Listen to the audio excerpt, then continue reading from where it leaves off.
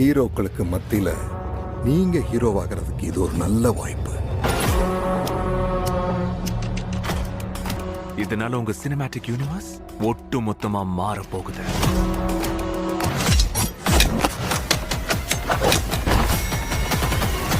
ஆவ்!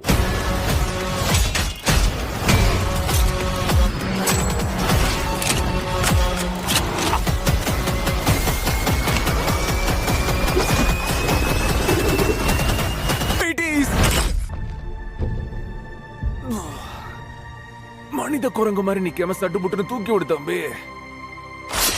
அடே, நீ ஒன்னும் புடுங்க தேவை.